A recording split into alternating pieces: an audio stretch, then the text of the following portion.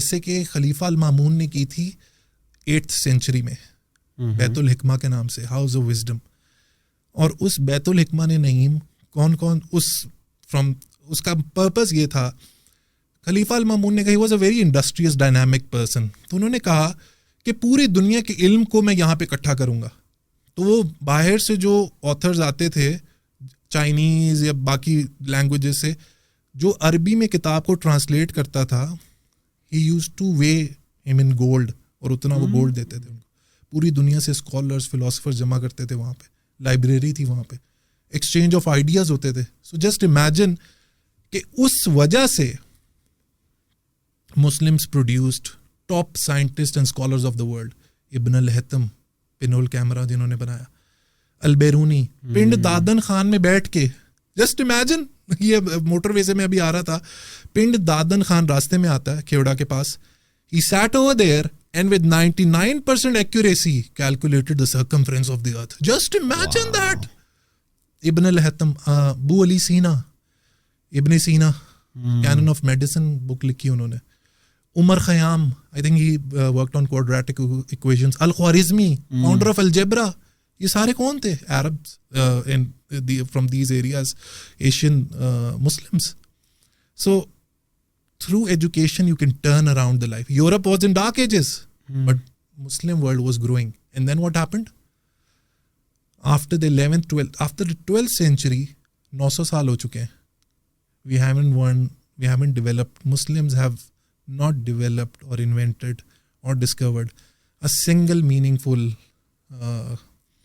invention in the scientific world. But it is very shocking نا کہ Muslim world اپنے عروج پہ جا رہی ہے. They're valuing the educators, the teachers and the scientists. All of a sudden کون سے ایسے لوگ, دیکھو آپ کی جنریشن جا رہی ہے, آپ کے حکمران جو ہیں وہ تعلیم پر خرچ کر رہے ہیں, اس کی ڈیولپمنٹ پر خرچ. آل آف اے سڈن ہوتا کیا ہے کہ وہ زوال کیوں آتا ہے؟ کیوں ایسے لوگ آتے ہیں بیچ میں جو کہ عیاش پسند ہوتے ہیں, جبکہ پوری ایک جنریشن چل رہی ہے, جبکہ کنگ کے بعد کنگ آ رہا ہے اور تعلیم پر کام ہو رہا ہے, ریسرچ اینڈ ڈیولپمنٹ پہ کام ہو رہا ہے. آخر ایسا ہوتا کیا ہے کہ یہ نقشہ پلٹ جاتا ہے؟ لوگ ایجوکیشن کو چھوڑ کر درباروں میں میوزک کو, ڈانس کو, آرٹ, صحیح, that has its own I don't deny that. Absolutely. But کیا ہوا کہ ہم جو ہیں اب زوال پہ ہیں, حالانکہ 59 اسلامی ممالک ہیں, صحیح ہے, we are a population over how many billions? 1.8 billion, I think. 1.8 billion. اور پھر بھی جتنے اسلامی ممالک اٹھا کے دیکھ لو. اسی سے ڈاف ٹیل کرتا ہوں اسٹارٹ کہ 57 یا 59 مسلم کنٹریز ہیں. ٹوٹل جو R&D کا بجٹ ہے نا ان سب کا ملا کے, دنیا میں جتنی بھی R&D ہوتی ہے, ہم لوگ اگر پاپولیشن دیکھیں تو مسلمس کی 25%, 8 ارب پاپولیشن ہے دنیا کی, اس میں سے 25% مسلمان ہیں. لیکن R&D میں ان ساری کنٹریز کا جو کیومولیٹیو کنٹریبیوشن ہے دیٹس اونلی 2.5%. تو کیا ہم نے ڈیولپمنٹ کرنی؟ That's nothing. Why do you think it is like 2%? I'll tell you. اس کے اوپر ایک بک ہے فراس الخطیب کی لاسٹ اسلامک ہسٹری, اس کے اوپر میں نے ریویو کیا ہوا ہے. جو کویشچن پوچھا نا نعیم, وہ تھا کہ یہ ہوا کیوں, اس میں فراس الخطیب نے بتایا یہ ہوا کیوں.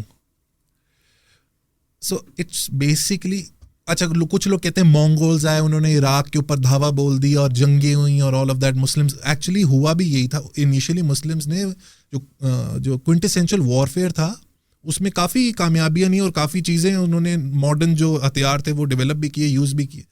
But eventually Mongols came in, they destroyed the entire civilisation. And then آہستہ آہستہ جو میجر ڈکلائن شروع ہوا نا, جب ہم لوگوں نے پرنٹنگ پریس جب ایجاد ہوئی یورپ میں, ہم نے کہا یار یہ غیر شرعی سلطنت عثمانیہ کے دور میں, ہاں, yes I think it was in the 14th century.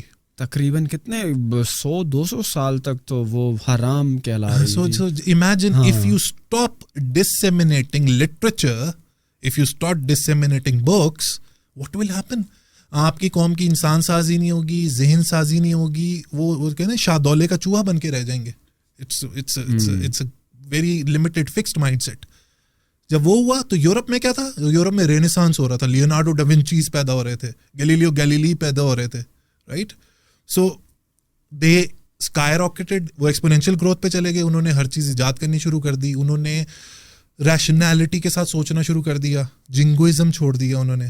We were going down and down and down, rock bottom. And if you fast forward to today, 2% 59 اسلامی ممالک, گیو اور ٹیک 25% دنیا کی پاپولیشن, گیو اور ٹیک 2 بلین لوگ.